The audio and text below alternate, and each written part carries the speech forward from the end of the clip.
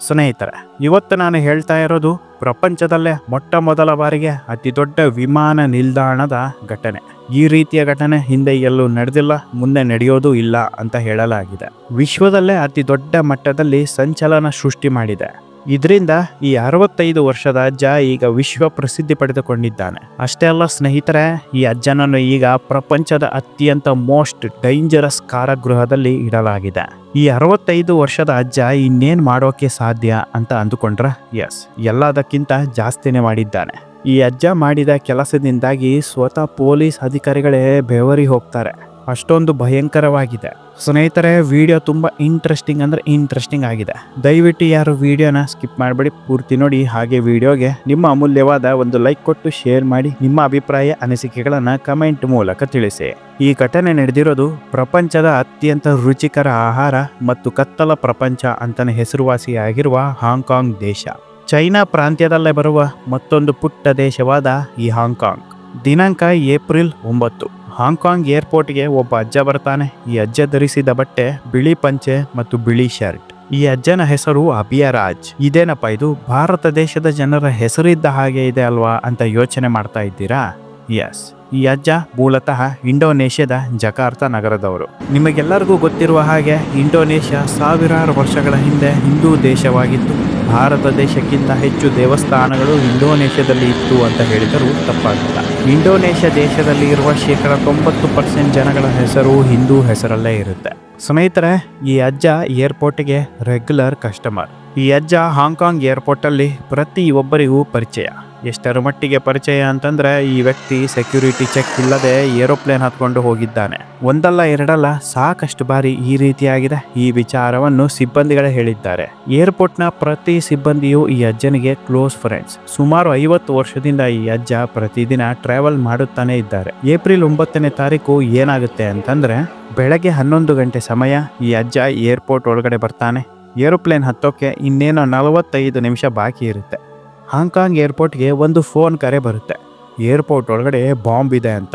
11:30ಕ್ಕೆ airport ಒಳಗಡೆ bomb blast ಆಗುತ್ತೆ. Hong Kong airport high alert ಆಗುತ್ತೆ. ಏರ್ಪೋರ್ಟ್ನ ಎಲ್ಲ ಸೆಕ್ಯೂರಿಟಿ ಗೇಟ್ಗಳು ಕ್ಲೋಸ್ ಆಗುತ್ತೆ. ಈ ಅಜ್ಜ ಒಳಗಡೆನೆ ಲಾಕ್ ಆಗ್ತಾನೆ. ಹೊರಗಡೆ ಬರೋದಕ್ಕೆ ಪ್ರಯತ್ನ ಪಡ್ತಾನೆ, ಆದರೆ ಆಗೋದಿಲ್ಲ. ಯಾಕಂದ್ರೆ ಮೇನ್ ಎಂಟ್ರೆನ್ಸೇ ಕ್ಲೋಸ್ ಆಗಿಬಿಟ್ಟಿರುತ್ತೆ. ಏರ್ಪೋರ್ಟ್ ತುಂಬಾ ಸರ್ಚಿಂಗ್ ನಡೆಯುತ್ತೆ. ಏರ್ಪೋರ್ಟ್ ಒಳಗಡೆ ಇದ್ದ ಪ್ರಯಾಣಿಕರ ಚೆಕ್ಕಿಂಗ್ ಕೂಡ ಆಗುತ್ತೆ. ಏರ್ಪೋರ್ಟ್ ಒಳಗಡೆ ಚೆಕ್ಕಿಂಗ್ ಮಾಡಿದ್ದು ಹೊರಗಡೆಯಿಂದ ಬಂದ ಚೈನಾ ದೇಶದ ಮಿಲಿಟರಿ ಆಫೀಸರ್ಸ್ಗಳು. ಏರ್ಪೋರ್ಟ್ ಒಳಗಡೆ ಬಾಂಬ್ ಇತ್ತು ಅಂತ ಸುದ್ದಿ ಬಂದ ಕಾರಣ ಹೊರಗಡೆಯಿಂದ ಮಿಲಿಟರಿ ಆಫೀಸರ್ಸ್ ಮತ್ತು ಟೆರರಿಸ್ಟ್ ಸ್ಕ್ವಾಡ್ ನಾಯಿಗಳು ಕೂಡ ಬರುತ್ತೆ. ಏರ್ಪೋರ್ಟ್ ಒಳಗಡೆ ಬಂದ ನಾಯಿಗಳು ನೇರವಾಗಿ ಬಂದಿದ್ದೆ ಈ ಅಜ್ಜನ ಬಳಿ. ಸ್ನೇಹಿತರೆ, ಅಜ್ಜನಿಗೆ ಎದೆಯಲ್ಲಿ ಡವ ಶುರು ಆಗುತ್ತೆ. ನೂರಾರು ಮಿಲಿಟರಿ ಸೈನಿಕರು ಅಜ್ಜನ ಮುಂದೆ ಗನ್ ಇಟ್ಕೊಂಡು ನಿಲ್ತಾರೆ. ಏರ್ಪೋರ್ಟ್ ಸಿಬ್ಬಂದಿಗಳು ಅಜ್ಜನ ರಕ್ಷಣೆಗೆ ಓಡೋಡಿ ಬರ್ತಾರೆ. ಇವರು ಬಹಳ ವರ್ಷಗಳಿಂದ ಏರ್ಪೋರ್ಟಿಗೆ ಬರ್ತಾ ಇದ್ದಾರೆ. ನಮಗೆ ಇವರು ತುಂಬ ಚೆನ್ನಾಗಿ ಗೊತ್ತು. ಏನೋ ಮಿಸ್ಅಂಡರ್ಸ್ಟ್ಯಾಂಡಿಂಗ್ ಆಗಿದೆ, ಇವರನ್ನು ಅರೆಸ್ಟ್ ಮಾಡುವ ಅವಶ್ಯಕತೆ ಇಲ್ಲ, ಬಿಟ್ಬಿಡಿ ಅಂತ ಮಿಲಿಟರಿ ಆಫೀಸರ್ಸ್ಗೆ ರಿಕ್ವೆಸ್ಟ್ ಮಾಡಿಕೊಳ್ತಾರೆ. ಆದರೆ ಮಿಲಿಟರಿಯವರು ಯಾರ ಮಾತನ್ನು ಕೂಡ ಕೇಳಲ್ಲ. ಈ ಅಜ್ಜನನ್ನು ಅರೆಸ್ಟ್ ಮಾಡದಂತೆ ಏರ್ಪೋರ್ಟ್ ಸಿಬ್ಬಂದಿಗಳು ಪ್ರಯತ್ನ ಪಡ್ತಾರೆ. ಯಾಕಪ್ಪ ಅಂತಂದ್ರೆ, ಈ ಅಜ್ಜ ಏನಾದರೂ ಅರೆಸ್ಟ್ ಆದರೆ ಏರ್ಪೋರ್ಟ್ ಸಿಬ್ಬಂದಿಗಳು ಕೂಡ ಅರೆಸ್ಟ್ ಆಗ್ತಾರೆ. ಈ ಅಜ್ಜ ಮಾಡುತ್ತಿರುವ ಕೆಲಸದ ಹಿಂದೆ ಏರ್ಪೋರ್ಟ್ ಸಿಬ್ಬಂದಿಗಳ ಪ್ರಮುಖ ಪಾತ್ರ ಇರುತ್ತೆ. ಮಿಲಿಟರಿ ಆಫೀಸರ್ಸ್ಗಳು ಅಜ್ಜನನ್ನು ಚೆಕ್ ಮಾಡ್ತಾರೆ. ಏನೋ ಅನುಮಾನ ಬರುತ್ತೆ. ನಂತರ ಅಜ್ಜನನ್ನು ಕಾನ್ಫಿಡೆನ್ಷಿಯಲ್ ಸೆಕ್ಯೂರಿಟಿ ರೂಮ್ಗೆ ಕರ್ಕೊಂಡು ಹೋಗಿ ಫುಲ್ ಸ್ಕ್ಯಾನಿಂಗ್ ಮಾಡಲಾಗುತ್ತೆ. ನಂತರ ಅಜ್ಜ ಧರಿಸಿದ ಶರ್ಟ್ ಮತ್ತು ಪಂಚೆಯನ್ನು ತೆಗೆಯೋಕೆ ಹೇಳ್ತಾರೆ. ನಂತರ ಮಿಲಿಟರಿ ಸಿಬ್ಬಂದಿಗಳೇ ಬೆವರ್ತಾರೆ. ಕಾರಣ ಏನಪ್ಪ ಅಂತಂದ್ರೆ, ಇವರಿಗೆ ಗೊತ್ತಾಗುತ್ತೆ ಇದು ಪ್ರಪಂಚದ ಅತಿ ದೊಡ್ಡ ಸ್ಮಗ್ಲಿಂಗ್ ಕೇಸ್ ಅಂತ. ಈ ಅಜ್ಜ ಧರಿಸಿದ್ದ ಬಟ್ಟೆಯ ಹಿಂದೆ ಅಡಗಿತ್ತು ಬರೋಬ್ಬರಿ 146 kg ಚಿನ್ನ. ಒಂದಲ್ಲ ಎರಡಲ್ಲ, ಬರೋಬ್ಬರಿ 146 kg ಚಿನ್ನ ಪ್ರಪಂಚದ ಇತಿಹಾಸದಲ್ಲೇ ಅತಿ ದೊಡ್ಡ ಸ್ಮಗ್ಲಿಂಗ್ ಕೇಸ್ ಆಗಿ ಹೊರಹೊಮ್ಮುತ್ತೆ. 146 kg ತೂಕ ಖಂಡಿತವಾಗಿಯೂ ಆಶ್ಚರ್ಯ ಆಗುತ್ತೆ. ಈ 146 kg ತೂಕ ಹೊತ್ಕೊಂಡು ಈ ಅಜ್ಜ ಹೇಗೆ ಬಂದ ಅಂತ ಎಲ್ಲರ ಪ್ರಶ್ನೆ. ಆದರೆ ಇದು ಖಂಡಿತ ಸತ್ಯ. ದುಡ್ಡಿದ್ರೆ ಏನ್ ಬೇಕಾದ್ರೂ ನಡೆಯುತ್ತೆ ಅನ್ನುವುದಕ್ಕೆ ಈ ಅಜ್ಜನೇ ಸಾಕ್ಷಿ. ಅಸಾಧ್ಯವಾಗುವ ಸಂಗತಿಗಳು ದುಡ್ಡಿನಿಂದ ಸಾಧ್ಯವಾಗುತ್ತೆ. ಪ್ರಪಂಚದಲ್ಲಿ ಇದುವರೆಗೂ ಸಿಕ್ಕಿರುವ ಅತಿ ದೊಡ್ಡ ಸ್ಮಗ್ಲಿಂಗ್ ಕೇಸ್ ಅಮೆರಿಕ ಏರ್ಪೋರ್ಟ್ ಒಂದರಲ್ಲಿ ಒಂದು 50 kg ಚಿನ್ನ ಸಿಕ್ಕಿತ್ತು. ಸ್ನೇಹಿತರೆ, 146 kg ತೂಕ ಲಗೇಜ್ ಮತ್ತು ಚೆಕ್ ಇನ್ ಬ್ಯಾಗೇಜಲ್ಲಿ ತಗೊಂಡು ಹೋಗೋಕೆ ಆಗಲ್ಲ. ಯಾಕಪ್ಪ ಅಂತಂದ್ರೆ ಒಬ್ಬ ವ್ಯಕ್ತಿ ಏರೋಪ್ಲೇನಲ್ಲಿ ಪ್ರಯಾಣ ಮಾಡೋದಕ್ಕೆ ಬರ್ತಾನೆ ಅಂತಂದ್ರೆ ಲಗೇಜಿನ ತೂಕದ ಮಿತಿ ಇರುತ್ತೆ. ಎಷ್ಟು ಬೇಕೋ ಅಷ್ಟು ತಗೊಂಡು ಹೋಗೋಕೆ ಆಗೋದಿಲ್ಲ. ಒಬ್ಬ ವ್ಯಕ್ತಿ ಮ್ಯಾಕ್ಸಿಮಮ್ ಏನಿಲ್ಲ ಅಂತಂದ್ರು ಒಂದು ಲಗೇಜಿನ ತೂಕ 25ರಿಂದ 40 kg ತನಕ ತರಬಹುದು. ತೂಕದ ನಿಯಮವನ್ನು ಮೀರಿದರೆ ಏರೋಪ್ಲೇನ್ ಒಳಗೆ ಪ್ರಯಾಣ ಮಾಡಲು ಅವಕಾಶ ಇಲ್ಲ. ಅನುಮಾನ ಬಂದ್ರೆ ಲಗೇಜ್ ಚೆಕ್ಕಿಂಗ್ ಕೂಡ ನಡೆಯುತ್ತೆ. ಹಾಗಾಗಿ ಈ ಅಜ್ಜ ಏನ್ ಮಾಡ್ತಾನೆ ಅಂತಂದ್ರೆ 146 kg ಬಂಗಾರವನ್ನು ಮೈ ತುಂಬಾ ಅಣಿಸ್ಕೊಂತಾನೆ. ಪ್ರಯಾಣಿಕರ ತೂಕ ಎಷ್ಟು ಬೇಕಾದರೂ ಇರಬಹುದು. ಇದಕ್ಕೆ ಯಾವುದೇ ರೀತಿಯ ಮಿತಿ ಇಲ್ಲ. ಈ ಅಜ್ಜ ಹಾಂಗ್ಕಾಂಗಿಂದ 146 kg ಚಿನ್ನವನ್ನು ಜಪಾನ್ ದೇಶಕ್ಕೆ ತಗೊಂಡು ಹೋಗ್ತಾ ಇದ್ನಂತೆ. ಸ್ನೇಹಿತರೆ, ಈ ಅಜ್ಜ ಈ ಸ್ಮಗ್ಲಿಂಗ್ ಬಿಸ್ನೆಸ್ ಅನ್ನು ಸುಮಾರು 50 ವರ್ಷಗಳಿಂದ ನಡೆಸ್ಕೊಂಡು ಬರ್ತಾ ಇದ್ದಾನೆ. ಈ ಅಜ್ಜನ ವಯಸ್ಸು ಈಗ 65 ವರ್ಷ. ಅಂದರೆ 15 ವರ್ಷ ಇರುವಾಗಲೇ ಈ ಬಿಸ್ನೆಸ್ ಶುರು ಮಾಡ್ತಾನೆ. ಇಲ್ಲೊಂದು ಇಂಟ್ರೆಸ್ಟಿಂಗ್ ವಿಚಾರ ಇದೆ, ತಪ್ಪದೆ ನೋಡಿ. 146 kg ಚಿನ್ನ ಸುರಕ್ಷಿತವಾಗಿ ತಲುಪಿಸಿದರೆ ಈ ಅಜ್ಜನಿಗೆ ಸಿಗುತ್ತೆ 1 kg ಚಿನ್ನಕ್ಕೆ 1% ಕಮಿಷನ್. ಈಗ 1 kg ಚಿನ್ನದ ಬೆಲೆ ಜಪಾನ್ ದೇಶದಲ್ಲಿ 82 ಲಕ್ಷ ರೂಪಾಯಿ ಇದೆ. 82 ಲಕ್ಷದಲ್ಲಿ 1% ಅಂದ್ರೆ 82,000 ರೂಪಾಯಿ ಆಯ್ತು. ಇದೇ ರೀತಿ 146 kgಗೆ ಲೆಕ್ಕ ಹಾಕಿದರೆ 1,19,72,000 ರೂಪಾಯಿ ಆಗುತ್ತೆ. ಕೇವಲ ಒಂದೇ 1%. ಕೇಳೋದಕ್ಕೆ ಈ 1% ತುಂಬಾ ಚಿಕ್ಕದು, ಆದರೆ ಈ 1% ಇಂದ ಈ ಅಜ್ಜನ ಅಕೌಂಟ್ಗೆ ಬಂದು ಬೀಳುತ್ತೆ ಬರೋಬ್ಬರಿ 1 ಕೋಟಿಗೂ ಹೆಚ್ಚು ದುಡ್ಡು. ಒಂದೇ ಒಂದು ರಿಸ್ಕ್, ಲೈಫ್ ಟೈಮ್ ಸೆಟಲ್ಮೆಂಟ್. ಸ್ನೇಹಿತರೆ, ಈ ಅಜ್ಜ ಇದೇ 1% ಕಮಿಷನ್ ಬರೋಬ್ಬರಿ 50 ವರ್ಷದಿಂದ ಮಾಡ್ತಾ ಇದ್ದಾನೆ. ಕೇವಲ ಚಿನ್ನದ 1% ಕಮಿಷನ್ 50 ವರ್ಷದಲ್ಲಿ ಈತ ಎಷ್ಟು ಆಸ್ತಿ ಮಾಡಿದ್ದಾನೆ ಗೊತ್ತಾ?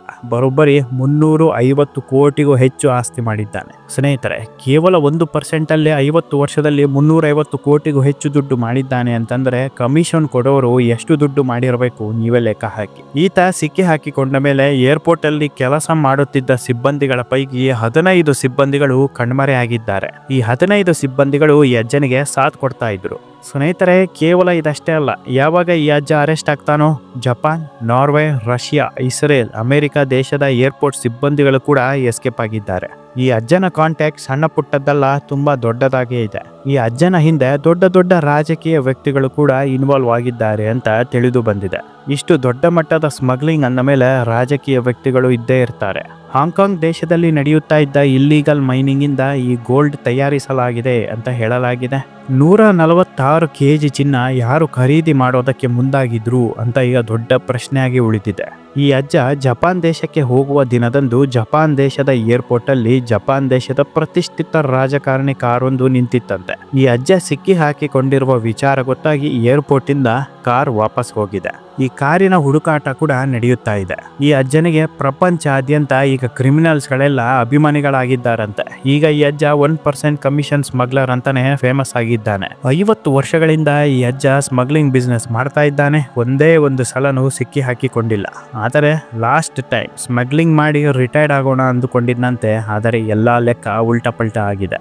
ಈ ಅಜ್ಜನನ್ನು ಸರಿಯಾಗಿ ಲಾಕ್ ಮಾಡಬೇಕು ಅಂತಂದು ಏರ್ಪೋರ್ಟ್ ಅಲ್ಲಿ ಬಾಂಬ್ ಇದೆ ಅಂತಂದು ಹೆದರ್ಸ್ತಾರಂತೆ. ಈ ಅಜ್ಜ ಸ್ಮಗಲ್ ಮಾಡ್ತಾ ಇರೋದು ಡೈರೆಕ್ಟ್ ಆಗಿ ಏನಾದರೂ ಹೇಳಿದ್ರೆ ಈ ಅಜ್ಜನ ಹಿಂದೆ ಏರ್ಪೋರ್ಟ್ ಅಲ್ಲಿ ಕೆಲಸ ಮಾಡ್ತಿರುವ ಸಾಕಷ್ಟು ಸಿಬ್ಬಂದಿಗಳು ಇದ್ದಾರೆ. ಆ ಸಿಬ್ಬಂದಿಗಳು ಅಜ್ಜನಿಗೆ ಮಾಹಿತಿ ಕೊಡ್ತಾರೆ, ಅಜ್ಜ ತಪ್ಪಿಸ್ಕೊಂತಾನೆ. ಹಾಗಾಗಿ ಬಾಂಬ್ ಇದೆ ಅಂತ ನಾಟಕ ಮಾಡ್ತಾರೆ. ಸ್ನೇಹಿತರೆ, ಪ್ರಪಂಚಾದ್ಯಂತ ಎಲ್ಲೆಲ್ಲಿ ಗೋಲ್ಡ್ ಸ್ಮಗ್ಲಿಂಗ್ ಆಗಿದೆನೋ ಅಲ್ಲೆಲ್ಲ ಈ ಅಜ್ಜನ ಕೈವಾಡ ಇದ್ದೇ ಇರುತ್ತೆ ಅಂತ ಹೇಳಲಾಗಿದೆ. ಸ್ಮಗ್ಲಿಂಗ್ಗೆ ಇಂಟರ್ಮೀಡಿಯೇಟ್ ಆಗಿ ಕೆಲಸ ಮಾಡುತ್ತಿದ್ದ ಈ ಅಜ್ಜ ಸಿಕ್ಕಿ ಹಾಕಿಕೊಂಡ. ಆದರೆ ಇದರಿಂದ ಇರುವ ರಾಜಕೀಯ ವ್ಯಕ್ತಿಗಳು ಖಂಡಿತವಾಗಿಯೂ ಸಿಕ್ಕಿ ಹಾಕಿಕೊಳ್ಳೋಕೆ ಸಾಧ್ಯನೇ ಇಲ್ಲ. ಈ ಘಟನೆ ಆಗಿ 1 ವರ್ಷ ಆಗ್ತಾ ಬಂತು. ಈ ಅಜ್ಜನನ್ನು ಬಿಟ್ಟರೆ ಬೇರೆ ಯಾರನ್ನು ಕೂಡ ಪೊಲೀಸರು ಬಂಧಿಸಿಲ್ಲ.